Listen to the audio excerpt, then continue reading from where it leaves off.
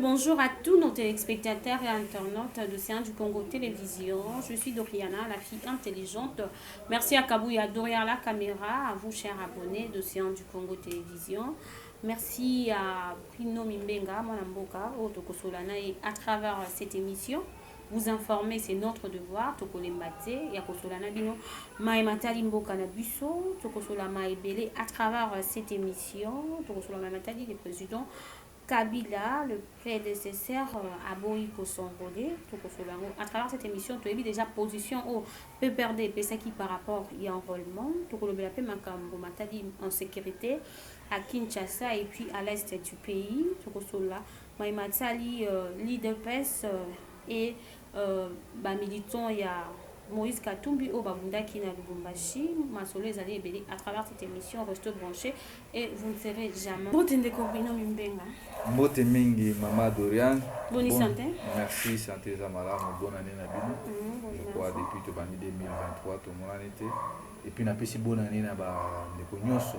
Autres gens on a bitumba résistance. Bandeko Lik Molopwe, bandeko Cédric Mangungu, je crois famille Zamunen et puis na bakongomani baso la diaspora bazana na Bwende bazana bamundu bango nyonso na pesi bango mbote et puis nazo bengisa bango je crois tout ça na marche moko tout ça pour préparer d'ici la semaine prochaine parce que mboka sotambola vraiment mabe. Merci beaucoup mon mboka to mandaka na masolo ya marche et biso par rapport à marche wana bit to objectif à marche ezali parce que pe bato ba ko na biso balengi ba marche na comprendre. Non bato balanda ba résultat malonga na ba marche ngo. Non, bato balandaka biso na Océan du Congo bakolemba ba marche te parce que marche ya expression au peuple la kotalisa mécontentement na ye. Tout le monde récemment na Mayotte, na Marseille, na Lyon, na Paris, ba français batambola qui plus de 1,3 million français batambola qui font na malwa na bango na kambetali ya retraite. Mais biso siko ba Bruno Mbenga na bandeko Lumumba, ba Merlin Vuvu, ba bandeko tout ça tellement ébélé o ba marche na biso et sauver pe mboka o. Ni tete ba marche biso tout temps mona ba moment aussi ya oyebi na ambassade ya France tant ba kendaka koluka officialiser balkanisation ça je crois en 2020 ni tete marche wana lelo o butunga to ba ne to komité to tamboli makamba ba MONUSCO awabo yango ce que to moni que non ali résultat est palpable parce que bo moni que non net na MONUSCO bo mona tant to temisa ki peuple ezala bande kuna biso ya Goma donc Congo mobimba donc ba résultat ezaki bo mona ki abo et même important c'est marche c'est un secrétaire d'état américain aya mon secrétaire d'état américain aya ki pour mona que non makambo komi ko s'empirer yango moni siko biso bino aliro tozo kende na ndenge bato bazotambusa mboka na lolenge ya nyamu makambo ko simba te il faut peuple a manifester expression na balabala parce que biso toza te to simba minduki biso peuple toza na façon na biso to koloba yango tozo bengisa ba congolais tout babonga malisis et vous allez un certain lundi au bout tambola pour na kotalisa bango que non mboka eza occupé mission eza déjà accompli au Tshisekedi na allié na e frère na e Kagame bazana besoin ko balkaniser mboka na biso donc ndenge za wana surtout to sala attention te obi makamboleka na Canada ba européen ba yokana ba kenda ba extermina race wana ba canadien donc tinde bomo na Canada wana ils attaquent no ba vrai canadien de ba autochtone yango zo mona siko mission wana ba lingi ba sala mona na Congo parce que ba européen na apir imatuchi ba zuita ya ko réfléchir ba comprendre na biso ba bantu ba oui ba congolais ba sama kasi na ndombolo ba congolais ba produisa kiloko moko te ata kirda pamba o butu sala même papier mouchoir donc comme mission na bango tindo zo mona bazo ya wana tinenge tisekela ko tibiso na EAC eza ya koboma ba bantu biso ba congolais ndambu pona ko ya ko imposer biso race mosusu donc dans les jours à venir ba mbule za liboso na biso il y a risque que no biso ba congolais ba bantu to zate donc ba ko former race mosusu ndenge basala na Canada ya mosko biso totali to bina alir oyobo na ndenge ba tambwisi mboka na ndenge ba zuile lo plus de 100 villages ya est ya mboka na biso ba soda misusu ba yei kokota na kati ya mboka na biso pona ko sa sécurité ils ont déjà danger permanent parce que ceux qui toquent une élection mboka za occupé vous allez voir et vous allez toujours tripotage au moment na ba kozala déjà na ba candidat na bango parce que bazali déjà bakozana ba député na bango soutenir ba élection te. Moi je ne suis pas position nga déjà ba tubayeba. Je ne suis pas pour les élections. Na mboka o to za na quête occupation. Combien de fois to ça l'élection? Na 2006 Bemba gagna l'élection ba proclama Bemba. Na 2011 Papa Etienne Tshisekedi En 2018, président Martin Fayulu a gagné l'élection. Est-ce que la proclamation qui est donc volonté à peuple bateau va respecter à moitié. Parce que ce qu'on a bien Congo, la décision on va comment qu'on soit au Liban, na Rwanda, na salon, na États-Unis, na ONU. Et on se dit que si quoi au total, le lot au Bunaga ne couche combien de jours? 230 jours. Tout ça là comme marche on a na bande de Kolumbu, na bande océan, na bande de Komisu, bande moi tout ça qu'on a échangé. Total ça bino que non Bunaga na ngai le lot au Bo, na na zo sécurité. Est-ce que ça Congo? Tu l'as nommé ba bourgmestre. Est-ce qu'il a nommé ba bourgmestre na territoire Ituri? Il y a un moment important c'est marche wana Izali pour na koloba non na zone tapon et puis ko senga départ ya Tshisekedi avant élection salima. Parce que to ko élection au botan au peuple ko bana pour imposer mutu o allié. Et puis peuple tant ko na pouvoir wana que non au salima be ba sanctionner yo. Tant ozo ya pour encourager le président Fachi Béton président Félix Antoine Tshisekedi à postuler. Non, Félix Aza président Aza pour assurer ni rôle la présidence de la République. Il n'est pas président au Congolais, bah voter qui est un de Moutouzou Benga est président de la République. Félix Aza Moutou Azo Sala là est juste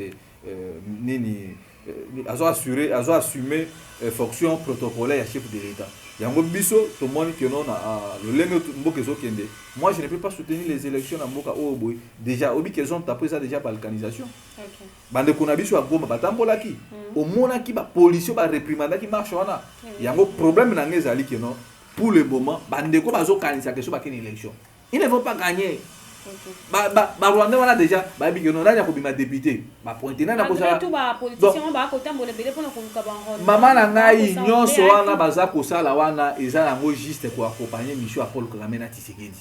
Yango moni siko biso siko botolobi non. Bruno Mimbenga na bande ko to sola ki na bango. To bi photo ça non to libérer mboka. Soki to libérer mboka. Et à ce moment to organiser l'élection. Et puis élection oyobo. Bande ko bazo linga élection. Wana pe pas cause en raison. Parce que selon mon béco lukozi mboka élection ça peut façon à sanctionner bato.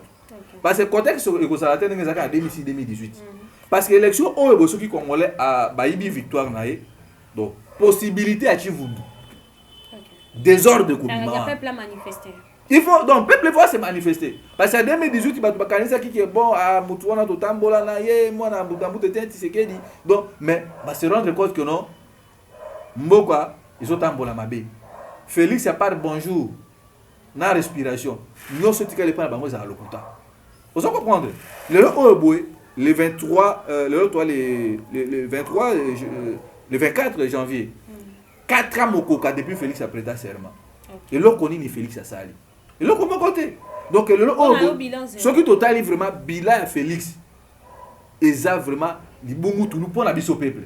Mais pour la bango batongi ba mapangu batike mitakala na ba télévision yibimbongo ya Namibie yibimbongo ya Rame donc détournement sur détournement et puis ba comédie ya ba projet ba ko sala la biso yango no moni ngala bino bande ko ba ko kenepe une élection ce qui est volonté ya muto bango ba ko voter en 2023 et que ça la respecter te ba tellement ba ça l'expression na bango mais ba ko revenir toujours na possible na ba idée biso to pesa parce que bango ba causer la jour J mais biso déjà to ko anticiper biso to ko ba prophète to biso no bo ken élection wana te bo boycotter élection il faut to benga na Tshisekedi na bato na parce que ce qui bokei boko mona bato wana ba ko nommer ba député ba ko nommer ba ministre ba ko nommer présidence de la République donc ba ko za na contrôle vraiment te mboka na biso parce que na minute oyo boye soko tali mama na ngai na landi même président ya Burundi a ko loba nini peuple congolais botelema parce que Kagame a na mission ya koboma bino babantu.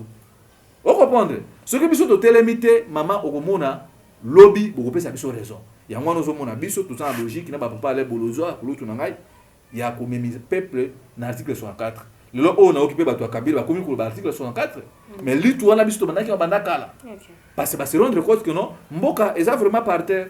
Parlons il y a matali marche sensibilisation parce que même les gens qui nous regardent bande comme on a amené qui sur le terrain même tous va aller là au kolobela makambo c'est très important sur l'occupation on peut ba kolanda ba ni ba expliquer mon que occupation ezanini maintenant tant okitaka na terrain au moins on a 50 100 mais problème to situation on besoin défendre eza au nom de tous les Congolais force on a ko sensibiliser beaucoup de gens pour que tout le monde soit quand même libre na makambo zo kana mboka pour na kosenga liberté na wetali occupation na mboka na biso. Maman Dorian moni bon problème elle bossona no congolais ça na une information té courir ça la raté donc moi congolais ba makamba mboka donc et puis akokipe na mangombe mboka ndeni na so luka na lipa lipe komi 800 francs azana cop azonga na makamba politique et puis eza page pour na biso bande ko na biso ba congolais makambo biso tozolo ba o bo changement parce que ba libéra mboka ba libéra peuple té peuple c'est libéra kayemoko o ko mona lipe mati peuple avandi na ka calme ba député ba ko futa mbongo belé peuple avandi na ka calme mais biso siko tozo sala ngo par amour mboka tant tozo bima wana nde tozo le kambe tando ke bozo ya biso tozo sensibiliser bande ko et puis pas to kuta na ngo oyebi ke Kabila na ba Tshisekedi na ba Rwandais ba maintenant biso en esclavagisme mo boye ba bomana na économie ya mboka parce que libumu anzalelo karaté siko de fait que ba message ça ba na politique il faut muto sala boy et il faut moi j abi que non na bimi ah boy na pourquoi na kozonga na moi 2000 il faut moi si tout ça et au moins que notre ça bloqué même na États-Unis na ba France na ba Sénégal na ba mboka nyonso bino boyebi ba activité lokola ba action ba marche ya boy c'est toujours moi ba moyen financier pour na ko soutenir yango zo mona siko que no ba ndeko entendre bimanga na bango ezana batu o ba sala bango bénévolat mais ndeko mosusu pour convaincre créer azana besoin de bitumba mboka aya ko participer mais akokanisa na obima boy na meligité moi lipa yango monaka to saka bloquer koto wana yango monaka mettre photo senga bandeko boy debiso peut-être neto bimaka wana ba policier o ba policier ba bandi to sona régime moko l'état moyenne ba policier o mona policier abimelio boy a obeto gaz ya rouge mais ce couteau là que le konato monte kufi bolafa yango mona siko to bisa bandeko que non ndenge to so bima boy bosunga biso ta na mama pas tout le monde a expérience on plusieurs fois ba manifestation ba parler du peuple na ba président Martin Fol ba Dolphe Mozuto to ta objectif a oyiba policier a un objectif a oyiba yo ce qui pas couture on a mokate donc a double patte ya on mona to bisa bandeko bo soutenir biso parce que un to so mamateka parce que ba policier ba payroll non mboka déjà chose à occuper parce on mena ba soda wana na ba policier wana parce que armée na biso za mixage ba Rwandais le quoi Félix ba Burundais ba Ougandais ba Rwandais ba tona ya asala mixage na kati armée parce que à l'époque tant tozo bunda bitumbo ya la muka to baka il faut que ça réforme institutionnelle mobimba na ba entreprise à l'état na ba service ya année deuxième demiab la police tout mais tu sais que dit siko kwa bi ke pouvoir o ebeze le quoi osimba ya moibi a respecter volonté ya peuple ya ngozo mona tozo ebisa bande ko na biso ngala mona na bande ko na biso diaspora peut to chaka ba pression mais ça na Congo awa boye ils appellent bato ba ko chapé le boko na poche boye abi Bruno ba Daile ba Lumumba ba banani ba Kabuya ba Merlin Vouv ba Cédric to teli bino ba gens auto so mona boza na volonté ya kubunda mbongo wana bo mobiliser vous allez voir to kosoma mateka to kosoma biloko 5 non peut pas se défendre nango parce que tibo mona na France wana ba français tiba résister kana ba liaka même révolution ça mana na Égypte obinde ba no sala ba préparer ba diaspora Égypte partout dans le monde ba bi que non ndenge za wana to sa ndeni to ko attaquer na 9h premier groupe ko attaquer ndambu ya batu batikali ba ko lamba biloko bazo ya ko renforcer bande ko na parce que misusu soki ba lembi bazongi misusu azoki ba memia na hôpital na bango c'est ça révolution de ba préparer kango mais chez biso siko bande ko na biso bazana ba possibilité ba diaspora na biso balinga bobima nini bokena kusala boy or bazo posana ke non mboka ezana kati occupation ba Rwandais bazana ba hôpital parce que soki moko na biso abukani ou bien moko azoki soki to memena hôpital ba Rwandais au mona bako pese même kisi ya mabe ba poisonné akufi yango to préférer que non tant to ça ba makambwana to ça ba médecin na biso moko bana mboka soki moko azu problème to memie pour ba ko soigner donc important c'est la révolution exact question pe ya organisation le lo o bo maman Dorian est-ce que boyebi que non bazara sur bewa ba Moïse Nyarugabo ba Rwandais o ba parce que tu sais dit pa procuration comme na Rwandais ba maman Denise Nyakeru donc nani na ba Kabila donc ozomona ke basala organisation tous les Rwandais bisika za na mboka est-ce que boyebi que non ba wana des pères et des mères des pères et des mères de ndezolobe la bango parce que basala des pères et des mères abiso ba maman Océa ba Lembolodjoa ba jeune bazana explique que non il faut makambo changer parce que oyebi nani ba mamatika biso makambo ya muka tombolo biso toloba makambo mboka nde to benga Tshisekedi oyebi ke ba Rwandais ne baza wana baza organiser tous mona bazo déstabiliser biso parce que baza na organisation nazo ta kosoana abe bon aotanga komona ete azaki pe parmi batu o buta moto utia pression na régime ya Kabila ayamba ngai na Kasavubu. Alors Bruno, ngai naza sango me tozaki na ba sango rwandais. Donc ba rwandais de bazana mituna ba ekilika bango do soko zata sango ata pasteur bisika tozali donc ozana droit ya kotinda ka cotisation na mboka na bango pona ko déstabiliser RDC. Lelo oboboki bakangi alozara sur Ruberwa. Ba diaspora libanda je connais Ruberwa en émission mon salaka analyse. Bakangi plus de 1,5 million $. Batinda kana mboka na bango. Pour ne pas déstabiliser RDC. Mais nous connaissons que la diaspora n'a pas de rwandais. Et puis, mais est-ce que les jeunes ni oh bakosa que non bon auto tindi to mimbi sa peuple partout bananga bana nini bana chango koso mais le oyo boye tu sais que dit le quoi comment na rwandais par nature par procuration ba somba même ba petio na tout ba quoi ko futa ba kuluna mbongo pona nini soki bino boye to bunda pona moka le quoi déjà ayeba que non autant opposition moi est-ce que la pétition va ça autrement monsieur égalité mais biso siko boye totali to ken élection pour pas proclamer que tu sais que le président ou bien toi même sa peuple toi anticiper déjà révolution avant yango to lobino mboka na ba créer biso son tapon bunaga na to contrôler yango te babanya muleng basala oya bango nini secteur na bango mabele ba pesa bango koma ya bango donc congolais azali susu na autonomie wana te ko contrôler mabele M23 ba koma ko zwa taxe ba koma ko ba impôt mbongo wana ekota ke pa nani yango bomoni to lobi trop c'est trop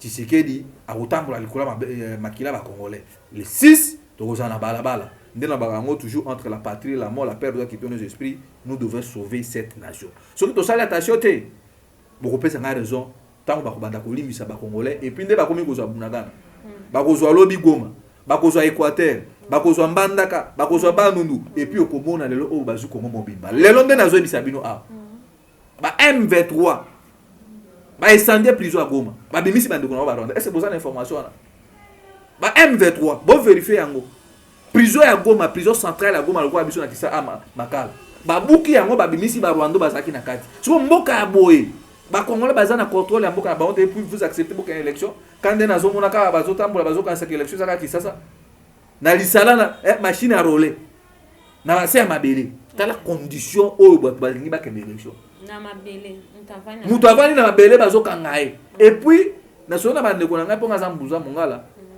alobi loka na mboka pa biso kuna banzele za na ngote place batie centre d'enrôlement et cause à la 25 km ce qui machine kangami doit sur 25 km pour que na go charger place groupe ezali ozomona que no mboko eza normal ça dit n'est-ce pas ça un mois ba ko s'envoler eza impossible parce que n'est-ce pas c'est un mois bota la lokuta ya nanga junior kadima parce que tant to libérer mboka oh et ça la Tshisekedi et ça la Kabila ba nanga ba Denis Kadima to ka ba on comprend maman na ngai Denis Kadima aye alobino enrôlement 30 jours le 24 décembre le 24 janvier donc le processus enrôlement aussi dans qui ça dans la province de Missouri mais pour la siko OK na 30 jours il a fallu na Kim la province qui ça va enrôler 18 millions de Congolais mais na 30 jours wana ba enrôler 4 millions de Congolais on comprendre siko bo etikali 14 millions de Congolais au bo il faut ba enrôler bango maintenant ngajinyo kwa za mutu alokuta baza ba volmutu habite il faut to ba kisela bango 25 jours. So, imaginez-vous, dans 30 jours, vous pouvez enrôler 18 000 Congolais, vous enrôler 4 millions. Mais vous pouvez surtout 25 jours, dans 30 jours, vous enrôler 4 millions, dans 25 jours, vous enrôler combien? Donc, vous avez que non, c'est impossible pour tous les élections à Malunga. Nous avons publié sur les réseaux sociaux. Nous avons dit que nous avons besoin de glissement. Tu sais que dans France, on négocie le glissement à 2 ans. Peut-être que les Congolais vont comprendre des choses. Parce que les donc les Congolais, ceux qui ont attention, tu sais que dit à un glissement. Pour la personnalité politique. Mon premier, comme il y a mon premier, l'homme peut récupérer na Fachi béton. Puis Fachi a 2 ans, il y a glissement. Na lobby boye ngana za allié à république dans la fa terrible la Congo za Bruno Mimbe on comprendre Mozitu atikala jamais aucun kokoto Félix souci na bango neza yeke no Mozitu akene na kati ya sacré parce que le couteau oyo e bana depuis 2019 on comprendre Mozito aza mutu caractère. Alors biso qui a traité na Félix va traiter sur question à Mboka et non sur question à individu. Omoni, moi na moni que non na minute oh, je peux soutenir Mozito. Azana ba idée, il y a malamu pour na Congo parce que depuis le bac non tout ça bitumba RDC. Est-ce que Félix a kosola avant là parce qu'il y a que non ma bezali très profond, ceux qui tobito déclarer guerre na ba Rwandais, vi na yende mutu et nous ala danger. Il y a moi na biso de lobby na kulu to aller bolozo bi que non a un bac ngai. Atari c'est un petit na minute oh bout. Ce qui est aussi candidature non va coller au $1000 non au fini. Ça côté bon ba banderole, ça côté bon ya ba calicot, ba photo, ba makambo belé zo na kati yana. Boya. Bino bo sala bloc na bino, ngape na zo sala bloc na ngai, bande commission pour sala bloc na bango, to tia ba to pression to coincer bango parce que Félix nga za wana. Et d'abord, gouvernement congolais maman na ngai. C'est ça la bon organiser l'élection. Est-ce que vous dire? Ben ba kinga récemment l'ambassade moko awabo. Gouvernement congolais a organisé l'élection. Botala babandi bino to baxi 25 jours.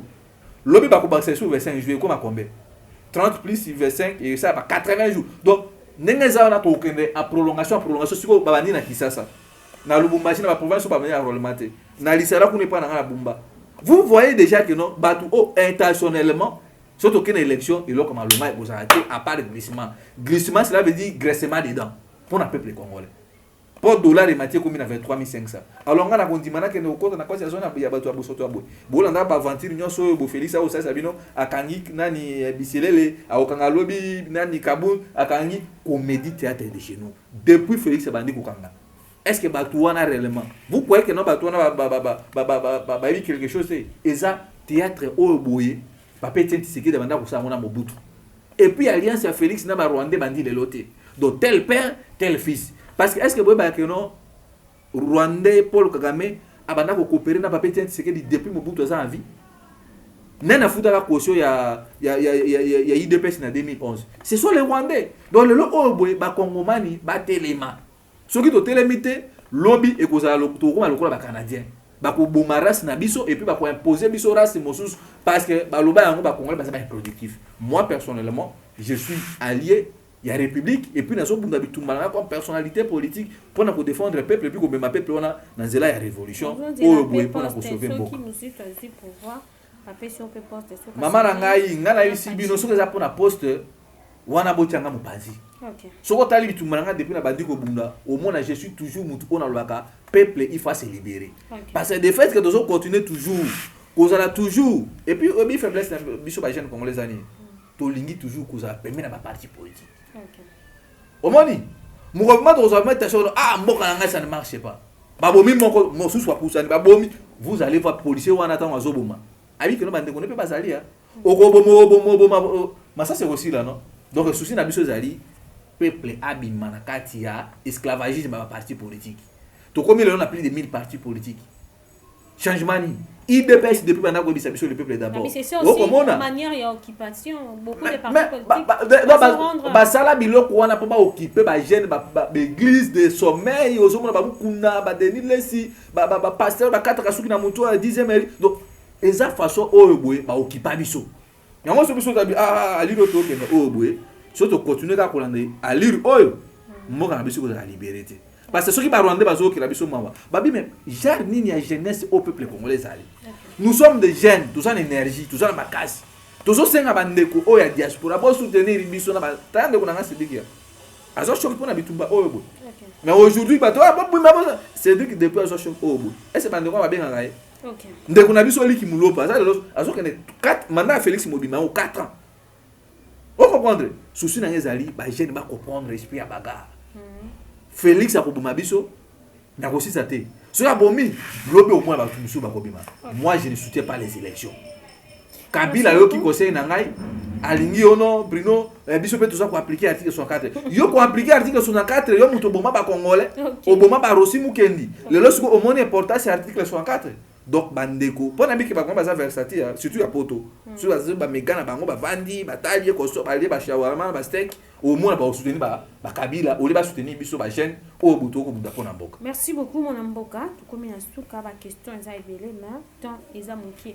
Maintenant étant que jeune aujourd'hui surtout ma Nathalie Jonas mingi au martelé makazi. Bon ça la ndenge nini moyen nini à part kobima na terrain ko tambola moyen nini okoki kosala mpona kopréparer lisusu jeunesse congolaise pour que lobi soki eza likambo ya mboka na biso to ya jeunesse atelema librement à part makambo koloba mais en amont c'est est-ce qu'il y a de formation pour sensibiliser nyonso wana maman na ngai formation ezali et puis biso tosala pression ya balabala et puis bandeko miso basala pression ya kokoma na ba bureau kokota na ba ambassade koluka ba soutien formation ezali au moins plus ngana na masina na bengisaka ba jeune parce que na yebisa bango amour d'abord un à patrie. OK. Ngana soutien na bandeko na beta développer na kimo na boka ngunda na poto. Tout est ici. OK. Tant on a comme on jeune o ba nommé déjà au Geoffrey o muto IDPS o bouye. A aucun photo ko kanga photo na Tour Eiffel. Mais Rwanda zo préféré aya na RDC. Ozomona problème ezali. Donc problème na ezali ba pesa biso éducation mabe. Ba bomeni na biso éducation taka éducation Félix o pesa biso. Abomi éducation ya bana. Donc amour wana mboka patriotisme ezangi biso. Yango siko bomona à chaque fois on a benga ba jeune ba conférence, boya kana ba conférence. To bisa bango tala mboka biso poto comme libre. Il faut to bundoka ba jeune à Sénégal. Il faut to bundoka ba jeune à Mali. Il faut to bundoka ba jeune ya Burkina Faso. Lelo oyobu. Et vous savez parce que nous sommes à payer 50 millions et que nous avons quoi 5 000. Vos maisons ma bo pesa mbongo wana. Donc pour moi na biso tout ça ko enseigner ba jeune. Mais ce que pour e comme appelle na Congo mobimba. Évangile tant ba la biso évangile ça non gratuit hein. Mais pour na ça sur évangélisation comme mokili mobimba. Esinga ki mbongo mabonza malgré ba mukuna bazoli ya mbongo ekuta mabungu na bango ba oti ba tenti ba osa ba aventure ole ba tambusa évangile à côté ya pe ba jeune ndeni bolinga mboka. Mais bango bazana po ba ibelaka muko atondolo roi soleil tala niveau ya peuple to zana mo. Mais bitumba biso ba Bruno tozo bunda oyo eza d'abord de 1 bitumba tozo na mai tozo enseignement ya bien tozo banzela to sécuriser mboka na biso bitumba biso tozo bunda yango wana. Comment est possible yo muto la muki na tongo sukolo la te longia tisekedi oye na 10e mairie obandika akoyembela mais ozana ndaku même pas provision zali même pas eloko akoyo tikela kibana pasi na ngeza yango wana to bimana na ba eloko peso freiner biso ba jeune to bimana esprit on a tribalisme. OK. On comprendre tribalisme ba rwandais ba occidentaux ba créer ngo pona nini ba biki non tant to kabola bango ba osa nini to koma ko contrôler bango. Donc politique ya diviser pour mieux régner yango so mona même que ba compréhension kota ki na la muka bo batali que non nde bazaki wana faulu na muzito force de Jézalaki. Le quoi appelle biso ba Congo to linga esprit moko ya bukabwani allez koto kabila bendi koto fati beta koto boy mutu na mutu akomi. Donc c'est ça le grand problème même na kati na biso ba jeune. OK. Au moins là providence vous nani l'âme du peuple boya to sangana esprit toujours à leadership congolais place à Zali faut pas mona mais biso ba bino mi nga to adopter sil ce qui master nga za fort ku ça le loko obo na zone na ngasima. On comprendre. Donc moi personnellement nazo benga ba jeune ya amour ya mboka. Nazo bengi sa pe ba jeune. Soki to zongi na mobeko likonzi ya mboka. Soki ba ke ko sa role nde bazo kende ko sa role wana. Ba tuna ba député papa yo tango zo kende ko zwa $21,000 okendaka yo moko na palissade matisi vite tilikolo ya filmé. Mais oye ko zwa carte ya rollement na yo obengi biso poto accompagnon. Donc mukolo sa salaire na mo benga pe biso. Pourquoi toi kana ko so ba passeport ba mema batute. Taba kena ko luka ba visa na ba ambassade na ba mboka po ba kena ba poto po ba mema batute. Et puis le lo oyo boye po na passe ozomona ba jeune ba bimi wana. Na mona kina lemba ba e ako accompagner jeune moko ya IDPS awa boye. Na suka bundi na matete mutu MLC oyo boye Raphaël Kibuka. Likolo ya 1500 jeune wana katani mbebo. Tala degré à passe. Mais ce que tu as cambi, que notre peuple a imposé, au sali malamu te bengani yo. Vous allez voir les politiciens, respecter le peuple, le peuple na rigueur vis-à-vis na bango. Yango nous avons besoin de travailler pour que nos Congolais zong esprit ba Lumumba. Azong esprit ba Mundele. Azong sa esprit ba Paul Okito. Azong sa esprit ba Koko na biso ba Bunda pour l'indépendance. De la haute technologie avancée, mais ba Lumumba so bazaki na génération biso je ne crois pas que l'indépendance est ezoma. Parce que tant na bango information banaka autant de bouche à l'oreille. Mais biso pour vendre na tindeli kabu ni message azana bandu au monde le même jour. Donc le problème wana yango biso toujours travailler les 6 pas question d'élection dans un pays occupé, pas question il y a son tapon, pas question ya ba force wana ya EAC. Nous voulons d'abord le Congo soit libéré, bengana Tshisekedi. Parce que tout ça clair na bango. Félix akanisa qui en 2023 ça c'est qu'on a seko 2023 koki il faut peuple congolais abimana kati ya bongo et puis makambo bozo kawana ono Félix ba diminuer salaire nae Félix na batu na wana baza ba frapper batu wana na munoko na ba par bonjour na kopema eloko mosuté ti omoni Nicolas Kazeda ye ko kitisa salaire ya Chilombo parce que Chilombo ça na ba dossier na Belgique na mosi na ye na ni oyo ndiko na biso ya bokulaka oyo et Gisèle Pela ba fundi Chilombo na Belgique toi qui para bana te omoni siko le take bango kuna bavandi sa mibeko ya mboka babi me comment est-ce que mutu oyo baza président de la République mais soki ma responsabilité n'était que papa ya libota so balobi balandela salaire à Félix et puis na salaire wana bana kolongola mbongo ya alimentation ya bana na éducation tellement siko tu sais que azo piller République yana Paul Kagame ateka mboka likula carnet d'adresse alobi te na 2 millions soki 280 000 dollars au azwaka allez le quoi apesi Nicolas Kazadi oh non tu as 17 000 dollars pour toi pour ça ba calcul mbongo ya bana zalata 1700 dollars voilà c'est ça les grands problèmes na mboko eza sérieux. Est-ce que le ministre de la Finance a dit que le Canada est en train de faire ça ni mbongo ya ba fonctionnaire c'est et comme ça maintenant on a gouvernement premier ministre a mis à mon assemblée nationale bisi o ba voter ka ba loi mais mboko eza siko confusion ba frapper o ba cheli gelou so ki banani ba kotambusa mboka longi ya nyamu yango wana lelo premier ministre ko mona ezali Nicolas Lukunde Kazadi parce que ça malukonda ça ne ka mto saka neka allez bimisa kuna ota ça malukonda ça ne ka premier ministre moko amorphe tala kutu oyo boye butu insécurité oyo nani ya sécurité o aselo mama na ngai ngana zo benga bangala nazo benga bandeko na biso ba Congo na benga ba Katange ba Swahili totalement to benga Tshisekedi yemo ko zo représenter danger permanent pour na mboka na biso tala mutu a comme l'insécurité moko ba imba kutana ndeko na Kagame na Doha na Arabie Saoudite aboy okende aboy annuler voyage wana Félix Bilonge ba fête bijou kika ilonge la fête mais aboy voyage wana lelo onde na zo ebisa bino tala ke Félix akomi kubanga Félix azaki bosoka tamboli aoleka point akena kingakati azomi bo poa ba okutana kabina kisatu ba kosala nage na bango mais lelo boso Félix atamboli o mona 1 mètre chez policier 1 mètre chez mona moura 1 mètre donc Félix akomi kubanga même elili na yemoko yango siko ko biso de ya peuple to comprendre faiblesse à Chilombo il faut peuple abima na balabala a manifester na banzela ba manifestation oyo sengi que non peuple a ko se défendre à se défendre na donc ebitumba na biso izali ya mwana moi je ne suis pas les élections ce qui ba Mike na ba cordon Cédric na ba de commission ba ça na besoin que élection aucune élection moi personnellement je ne suis pas pour les élections parce que na on na moni na bila Chilombo 4 oyo boye mboka na biso et comme coloniser vaut mieux que tout la belge bazo ngati ba rwanda ba coloniser biso et on a bien ici ba diaspora ba mama o ba soutenir biso ya diaspora ba mama Célestine équipe pour la ba papa Nestor